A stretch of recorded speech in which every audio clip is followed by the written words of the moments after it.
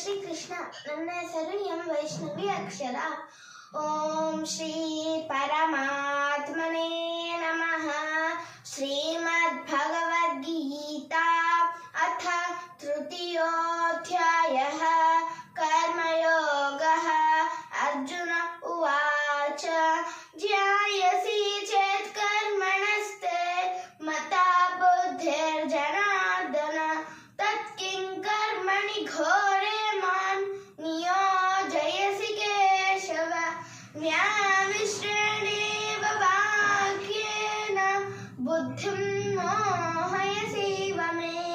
ತದೇಕೌ ವದ ನಿಶ್ಚಿತ್ಯ ಯೇನ ಶ್ರೇಯೋಹಮಾಪ್ನುಯಾಮ್.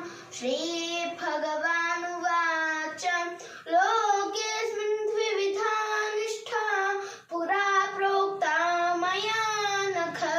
ಜ್ಞಾನಯೋಗೇನ ಸಾಂಖ್ಯಯೋಗಾಂಗ್ ಕರ್ಮಯೋಗೇನ ಯೋಗಿನಾಂ. ನ ಕರ್ಮಣಾ ಮನಾರಂಭಾನ್ ನೈಷ್ಕರ್ಮ್ಯಂ ಪುರುಷೋಶ್ನುತೆ. ನ ಚ ಸನ್ನ್ಯಸನಾದೇವ ಸಿದ್ಧಿಂ ಸಮಧಿಗಚ್ಚತಿ. ನ ಹಿ ಕಶ್ಚಿಚ್ಚನಮಪಿ ಜಾತು ತಿಷ್ಠತ್ಯ ಕರ್ಮಕೃತ್. ಕಾರ್ಯತೆ ಹ್ಯವಶಃ ಕರ್ಮ ಸರ್ವಃ ಪ್ರಕೃತಿಜೈರ್ಗುಣೈಃ.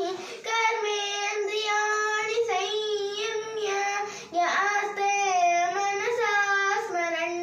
ಇಂದ್ರಿಯಾರ್ಥಾನ್ ವಿಮೂಢಾತ್ಮಾ ಮಿಥ್ಯಾಚಾರಃ ಸ ಉಚ್ಯತೆ. ಯಸ್ತ್ವಿಂದ್ರಿಯಾಣಿ ಮನಸಾ ನಿಯಮ್ಯ ರಭತೆ ಅರ್ಜುನ. ಕರ್ಮೇಂದ್ರಿಯೈಃ ಕರ್ಮಯೋಗಂ ಅಸಕ್ತಃ ಸ ವಿಶಿಷ್ಯತೆ. ನಿಯತಂ ಕುರು ಕರ್ಮ ತ್ವಂ ಕರ್ಮ ಜ್ಯಾಯೋ ಹ್ಯಕರ್ಮಣಃ. ಶರೀರಯಾತ್ರಾಪಿ ಚ ತೇ ನ ಪ್ರಸಿದ್ಧ್ಯೇ